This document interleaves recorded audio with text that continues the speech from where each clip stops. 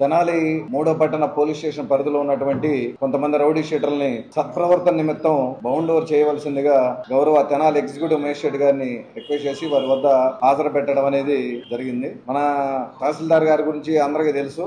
నా సర్వీస్ లో మొట్టమొదటిసారిగా నేను చూసింది ఏంటంటే బౌండ్ ఓవర్ అయినటువంటి వ్యక్తిని రిమాండ్ పంపినటువంటి తహసీల్దార్ గారిని నాకు తెలిసి అయితే నేను ఇదే ప్రథమం ఇంటం కూడా. సో సార్ దగ్గర వాళ్ళందరినీ హాజరు పెడితే ఒళ్ళు దగ్గర పెట్టుకొని జాగ్రత్తగా ఉంటారు. అదే విధంగా రుచి చూసినటువంటి ఎక్స్పీరియన్స్ వాళ్ళందరికీ ఉంది కాబట్టి మనం బైండ్ ఓవర్ అయ్యాక 1 year పాటు బైండర్ అవుతున్నాం. ఇప్పుడు 2 lakh rupees కి బైండ్ ఓవర్ చేస్తా ఉన్నారు. వైలేట్ అయితే 2 lakh కట్టాలి, లేదంటే జైలుకి పోవాల్సినటువంటి సందర్భం ఉంటుంది. ఆల్మోస్ట్ అందరూ కూడా ఇప్పుడు సార్ ఎంక్వైరీ చేసినప్పుడు చెప్పాడు రాడ్ బెండింగ్ వరకు కూలీ నాలి టాపీ పని చేసుకునే వాళ్ళు అట్లా చెప్పారు.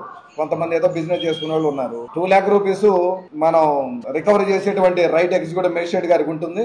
కట్టలేని పరిస్థితిలో జైలుకు పోవాల్సినటువంటి పరిస్థితి ఉంటుంది. కాబట్టి వాళ్ళందరికీ చెప్తా ఉన్నాం, ఎట్టి పరిస్థితుల్లో తెనాల్లో రౌడీయిజం అనే దానికి ఆనవాళ్ళు ఉండకూడదు. ఒకటి వేళతో పెకలిచ్చేస్తాం అనేది కంకణ కట్టుకు ఎట్టి పరిస్థితి ఉపేక్షించే ప్రసక్తే లేదు. ఏ ఒక్కడి చేష్టల వల్ల సాధారణ ప్రజానికం భయభ్రాంతులు అయ్యేటువంటి పరిస్థితి ఉండకూడదు. ఆకతాయి చేష్టలు గాని లేదా దందాలు గాని లేదా నేను రౌడీని కదా అని ఏరియాలో జులుం చేద్దామంటే ఉపేక్షించే ప్రసక్తే ఉండదు. ఎట్టి పరిస్థితుల్లో ఈగలైతే వాడిని గమనిస్తా ఉంటాం. దొరికారంటే మాత్రం మళ్ళీ ఇంకొకళ్ళు దొరికారంటే మాత్రం ఇంకో 2వ ఎగ్జాంపుల్ సారు రిమాండ్ పంపడానికి రెడీగా ఉన్నాను. ఇప్పుడే మాట్లాడుకున్నాం కాబట్టి చెప్తున్నా, అందరూ కూడా ఒళ్ళు దగ్గర పెట్టుకొని సాధారణ ప్రజానికానికి ఎలాంటి ఇబ్బంది కలగకుండా మీ పరిధుల్లో మీ ఉద్యోగాలు మీ పనులు మీరు చేసుకోండి. ఎవరికి ఇబ్బంది కలిగించదు.